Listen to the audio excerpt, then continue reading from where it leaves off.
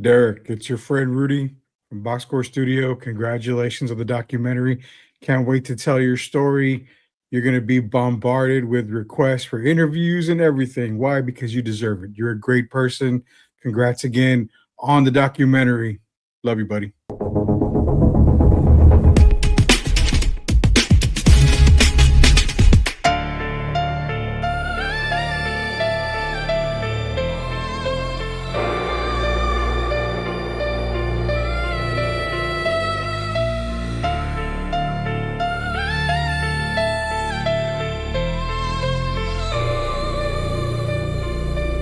Greatness isn't always loud. Sometimes it doesn't come with contracts, headlines, or primetime moments. Sometimes greatness looks like persistence, like choosing the long road when the easy one disappears, like showing up again and again when recognition comes late or not at all. Derrick Gervin Story isn't about what was denied, it's about what was built. From Detroit to college gyms, from overseas arenas to neighborhood courts, his impact has never been confined to a scoreboard. Today, the lessons he carries forward don't echo in packed arenas. They live in young voices, open gyms, and second chances. And maybe that's the truest measure of a basketball life well lived. Not how many people watched you play, but how many are better because you did. This is Derrick Gervin's legacy. Still teaching, still giving, still in the game.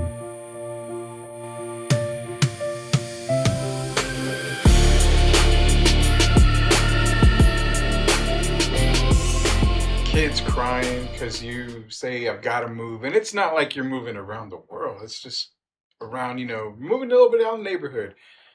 That shows the impact you had as a player. Let's come back to San Antonio, the United States of America. Career's pretty much over with as far as a player goes. But now it's the impact of the kids. The last name Gervin, George Gervin, one of the guys that puts it on the map, obviously NBA. Your sister, you overseas, the last name Gervin goes from the name, the impact, the legacy, the Gervin Center. How did all that happen? Well, I retired officially in 2001. That last year, I went and played in the American Basketball Association. How ironic. The league my brother started in is the league I ended in. And so we were in Detroit, Detroit Dogs. They would later change the name to Detroit something at the end of the year, but we were known as Detroit Dogs, right? And so I go play there with George. My nephew's on the team, George Gervin Jr., or as he's known around here, G. So I go there and I retire. I play there. I hurt my back again. But I stayed there for a while. I guess it was about a month or two left. I decided to go. I went home. I mean, there was no purpose in me taking up a roster spot. So I go home. That season ends. They actually end up winning the championship. Way to go, Detroit Dogs. And so I go back to San Antonio. My sister gives me a call. I would say the season, I came home and I'll say February. My sister gives me a call in April. And she asked me, was I ready? That was her comment. Are you ready? And I'm like, ready for what? And she was like, to come and work at the Gervin. 2001. I didn't even think about it 5 minutes. I said, yes, I'm ready.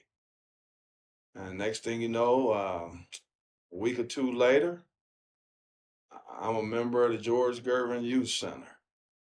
And so I come in contact with young people again. I worked at the school, and we had the youth center, and we had the school. Okay, at that time they had portables inside the youth center, and that was the school. The way it's evolved today, it's crazy. Sunbelt side drive south. It's a real school, and we got schools around the city. School in Gonzales, Texas. School in Phoenix. So they put in the work. My sister and George have made a lot of things happen. And I'm so honored because what is it helping? It's helping young people. And so I worked at the Gervin for 14 years. That's 14 years of being a disciplinarian, being a guy that sometimes if the students needed a hug, I had to actually learn about what goes on in the school system as far as you never know, free food, who qualifies for free food, who qualifies for reduced food. I mean, I became the guy that ran what they call PEIMS, PEIMS, Public Education Information Management Systems. I had to put in all the data for every student in the school. The ones getting free lunch, reduced lunch, regular lunch. Those that were special needs, I had to document about what they call behavior improvement plans. Some of the teachers are known as BIPs. They had things called ARDS, admission review and dismissals, things like that. So I'm learning a lot of different hats at the school. But all of those hats I was learning were dealing with young people. And if I even look today, man, I go to Walmart sometime out on the northeast side, and I go in there, right? I might go on the east side to HEB. I go in these places, and there's someone running up to me and calling me, "Hey, Mr. Gervin, is that you?" And now you're talking about adults who have their own kids. They're in their 30s and early 40s now, and they still remembering me. And when they come up to me, here's the best part. They're not coming up to me to hit me in the eye. They're coming up to me to give me a big hug and to thank me for helping impact their lives. And some of them even today are asking me now, will I, train their kids in basketball? And they know me, man. I'm a disciplinarian, but I think I have a lot of good things about me when it comes to young people. I make them know how important they are. In the school system, you never know what kind of day they go through over the course of a 24-hour day. And so all of these things were important to me. Some days I might be the only hug they get or the only positive words they hear. And the reason I do that is because I figure if I'm doing it, maybe someone else will hear my approach and they'll start giving the positive words of encouragement.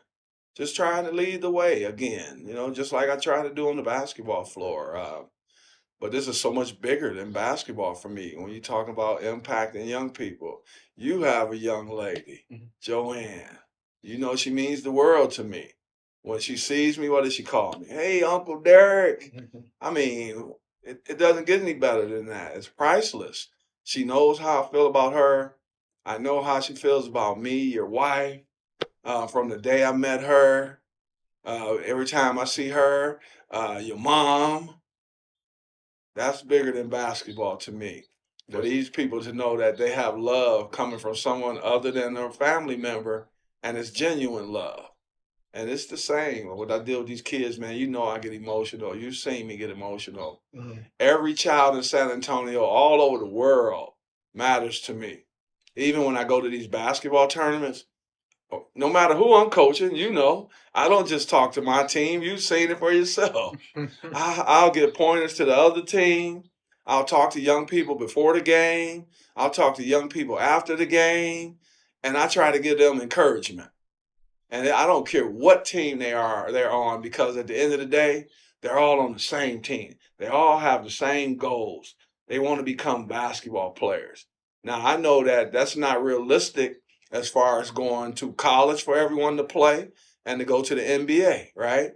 But AAU basketball, high school basketball, elementary school, middle school, this gives them opportunity to come outside of themselves, to come out of their comfort zone and get an opportunity to enjoy themselves and have fun.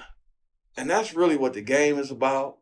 And then as you continue to mature, you learn about relationships. I talked to guys today, Ricky Pierce. Yeah, Ricky, I'm giving you a shout out. Just talking to you last week.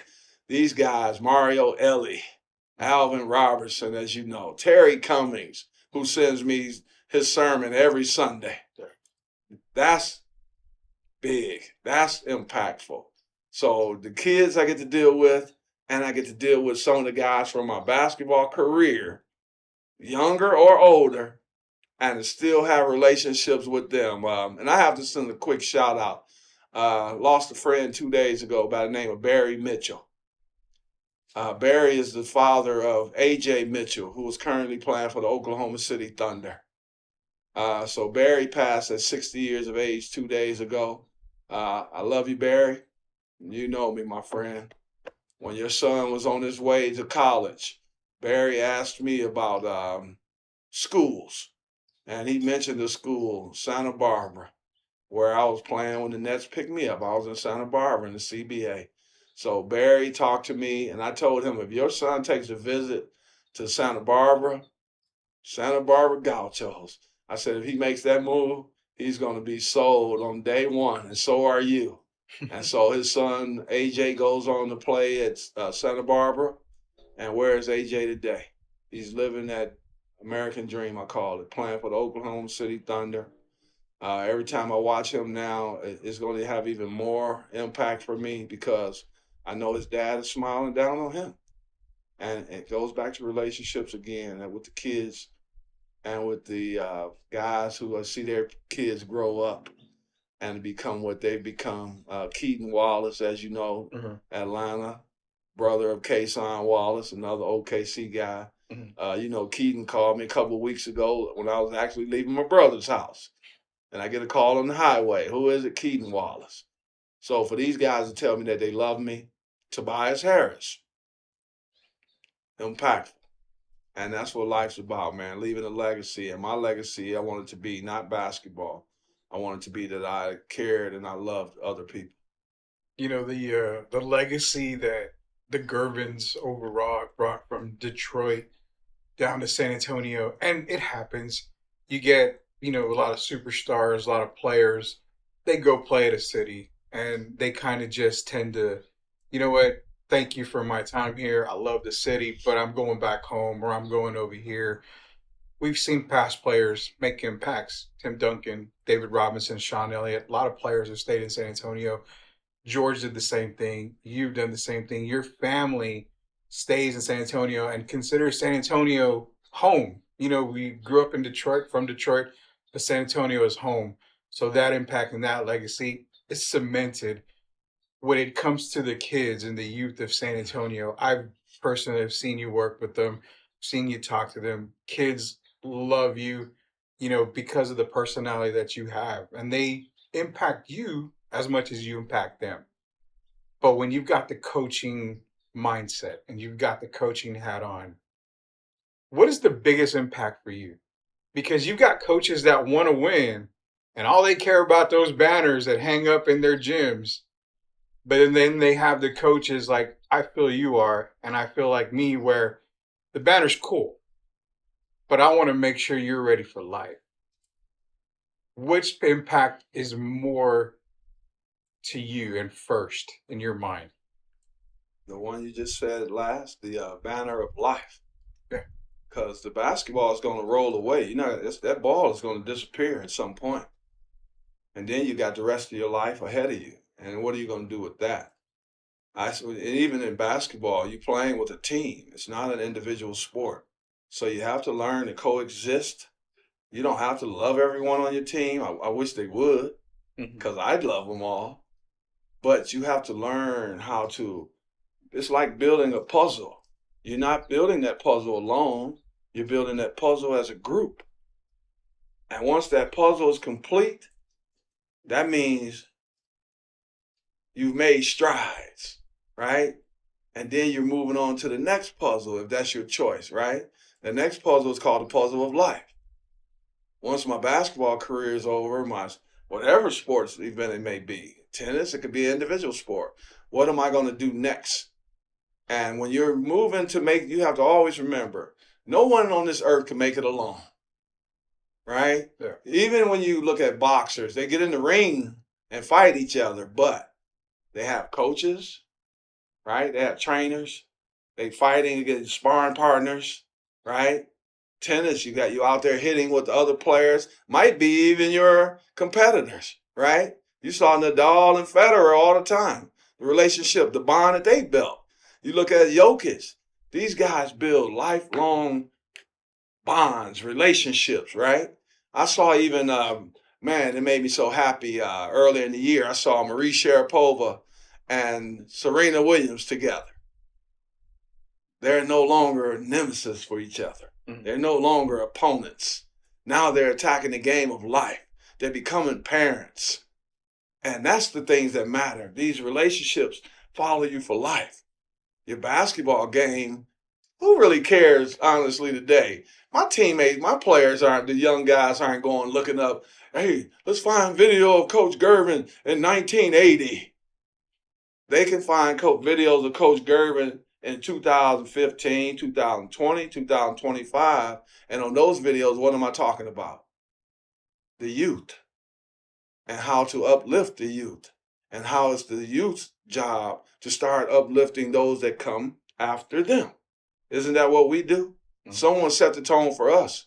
Our uncles, aunts, friends, family members, those that kept us in line.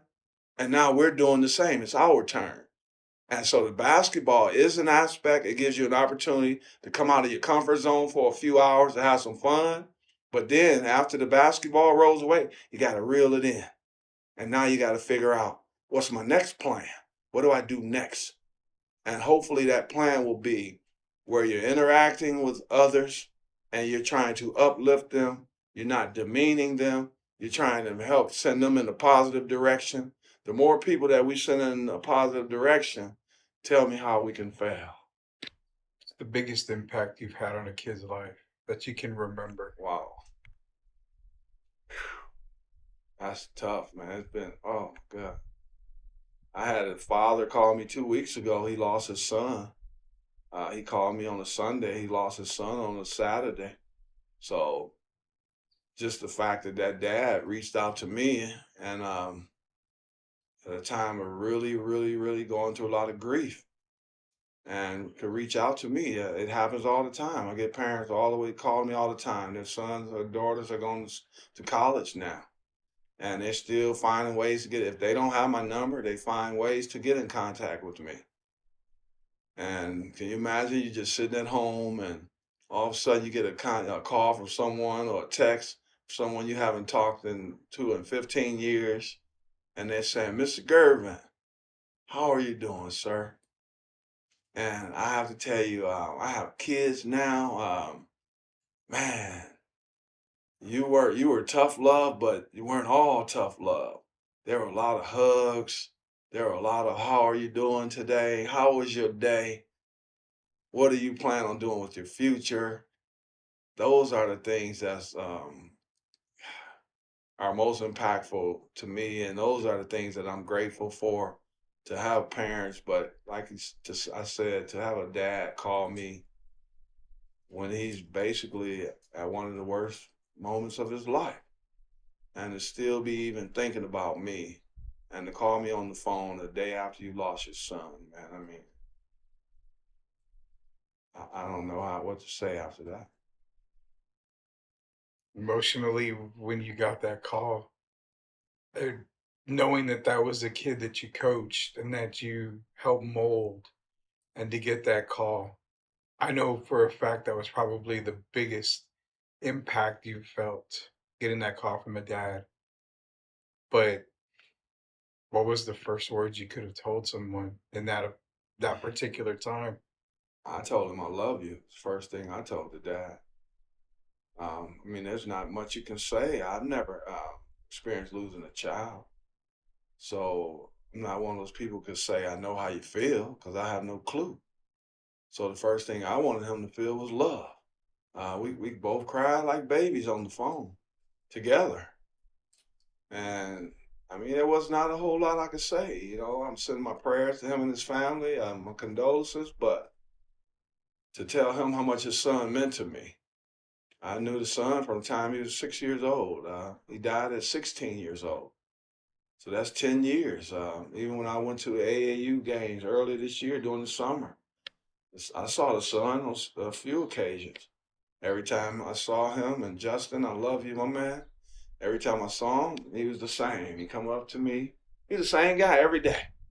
He was doing great things for the community, just like you and I when we rang the bell for the Salvation Army, stuff like that. He was making an impact, helping homeless people. We talking about a 16-year-old kid, young adult. And so to talk to his dad the day after, I mean, that means I made an impact in their life. And I wanted the dad to know that they also made just as big an impact in my life. And, you know, that's where we are. One of the most, religious things that a lot of people, of Catholic, Christian backgrounds, religious backgrounds, always hear about the footprints in the sand. And, you're never walking alone. Jesus walking right next to you.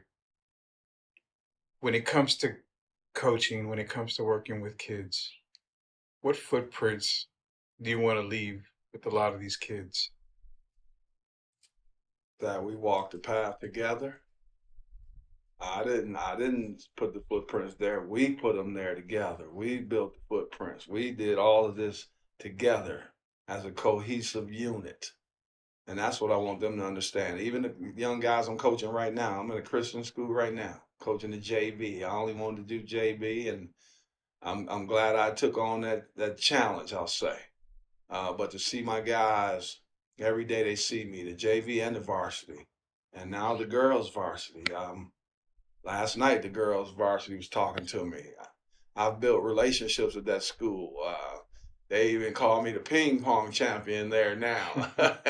Not a title I really want, but I mean, right now it's all in good fun, right? Because I get to interact with these kids. Those are the biggest footprints I could have. And I mean, I'm like Bob Lanier now and Shaq. They had size 22 shoes. Those are huge footprints. And those are the size I try to wear now when it comes to dealing with these kids. Just leaving the best,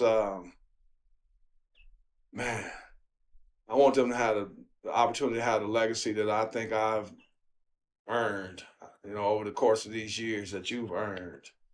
And the best impact I can have on them is believing that they can be successful in anything that's legal, anything positive that they put their minds to, they can make it happen. If a kid from the inner city of Detroit can do it, anyone can do it. And that's what I want the young people to understand and to believe. I think, they really do believe that, because we've interacted with a lot of kids at events, and I've seen these kids come up to you, and like I said, they hug you. They may not have never known you. And I remember a lot of the times it's like, God, you're tall, did you play basketball? And you would say, I sure did. And talk to them from a point of view, of a third person point of view. It's like, you see the impact you have just by saying hi to them. They don't normally get to meet former NBA players. They don't normally get to meet, actors, actresses, anybody like that of celebrity status.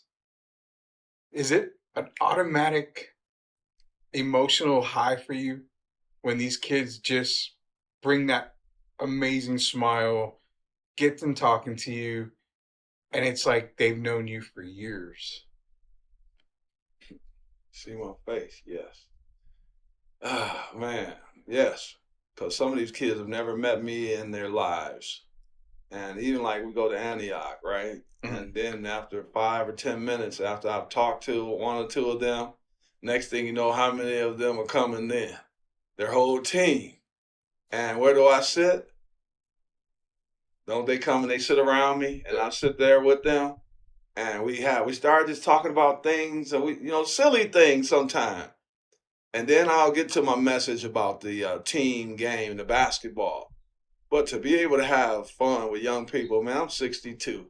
To have a 10-year-old come over there and can laugh with me, and we could talk about different things, and I say something to make them laugh, and they say something to make me laugh. It doesn't get better. There's not an amount of money on this earth that can replace that for me. That's like being a trillionaire, to know that you impacted a young person's life, even if it's only for one day.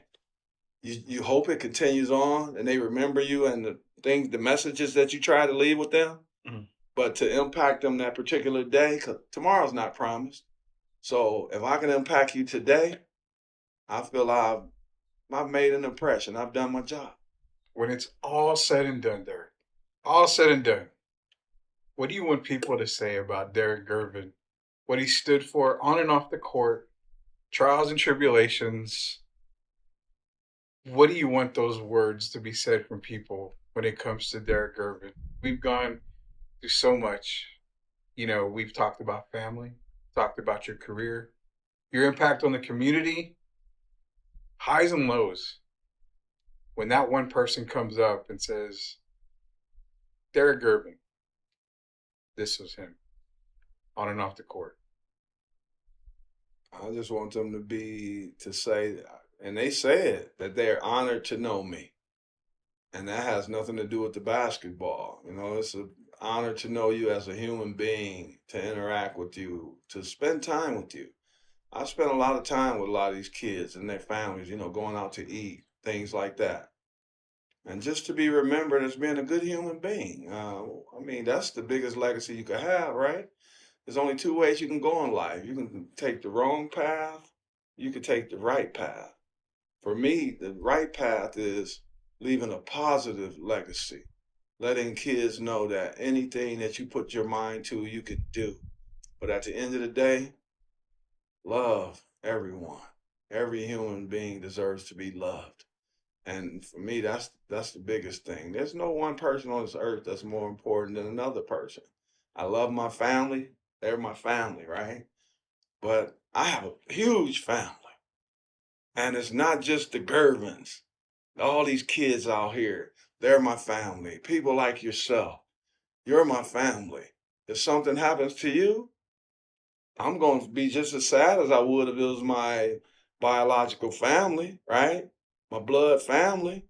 You matter to me, and I want to matter to you.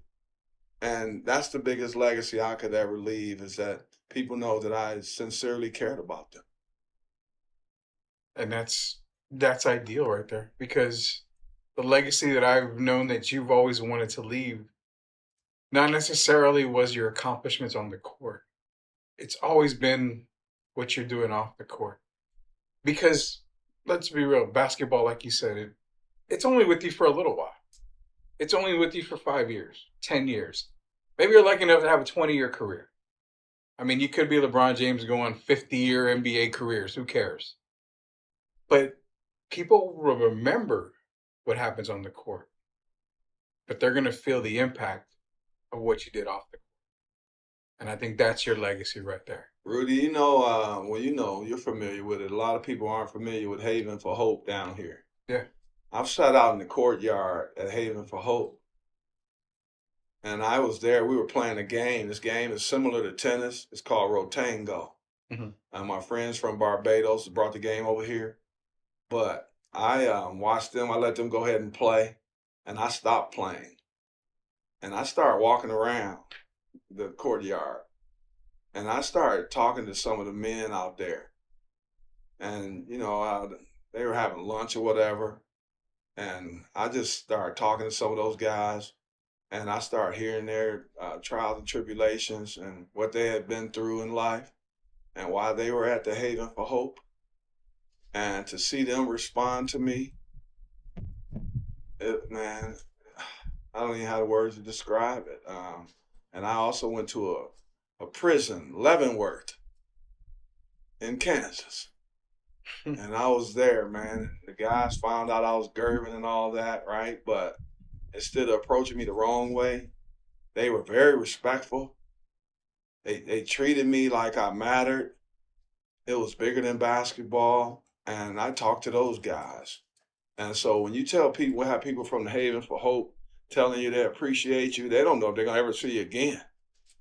And to tell you that I hope you come back. I've enjoyed the time out here with you. I even told a couple of my friends, you see, they came over here. And when you have things like that, and at the prison, guys start coming around and wanting to question me about the Gervins and our basketball lives and all that. And then, me, I started talking about real life. So to have people like that actually in the prison and people at Haven for Hope that are, been homeless, to tell you that you made an impact on their life. That doesn't get any better. Doesn't get any better. And the legacy and everything you've ever left behind and continue to leave behind doesn't get any better. And that's why I'll gladly say that the time that we've known each other has been amazing. I got to know you through a radio show. I met you for the first time, continued to talk. We continue to get closer.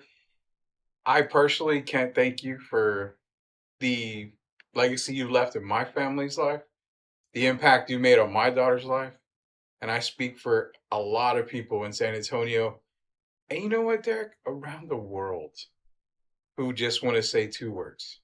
Thank you. Wow. You know, you're like a brother. You and I, like I say, we talk, 5 or 6 days a week. Mm-hmm. And it's not about business. It's just about how are you doing today. We talk sports sometime, but we talk life as well. Your daughter, you know, has made a major impact in my life. And when I see Joanna, when I talk to her on the phone, I'm genuinely happy. She's genuinely happy.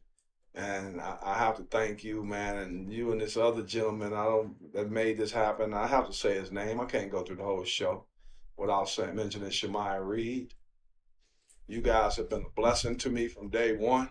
You continue to be a blessing for me from day one. And here we are today, December 20th, 2025. You guys are still impacting my life in nothing but positive ways. And I'm watching you two guys continue to grow in your businesses and in your life. And I'm thanking you just as much as you thanking me.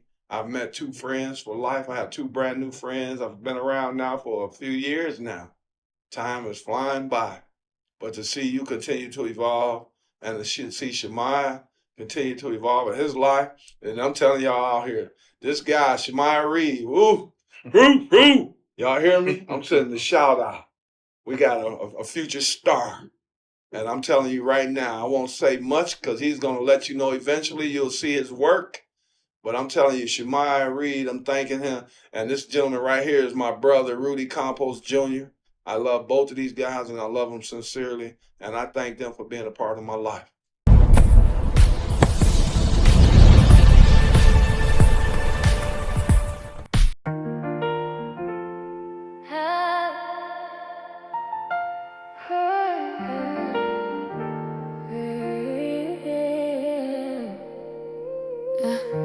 Mom never asked for the credit. Mom just showed up every day. Held the house together with faith when the lights fell far away. Late nights at the table, quiet prayers, head bowed low. Mom cried so we wouldn't have to. It's something only heaven knows. When the storm kept falling down, Mom was still around. If they see me fly, they should know why. It was love before the grind. Every door, every open road had a mom's fingerprints on mine. I'm only here because of Mom. That's the truth I'll always say. Her love is the sunlight after the rain. Yeah. The game looked like basketball, crowds, lights, and fame. Yeah. But legacy was built at home long before the name. The core is just a canvas. Prayer was how it began. God's hand held the brush. Mom trusted the plan. When the nights felt way too long, Mom stayed strong. If they see me fly, they should know why. It was love before the grind. Every fall, every sacrifice was Mom standing in the gap for mine. I'm only here because of Mom. Through the joy and through the pain. Her love is the sunlight after the rain. Through the rain. Through the rain. Mom stayed through the pain. Mom prayed when I couldn't see the way.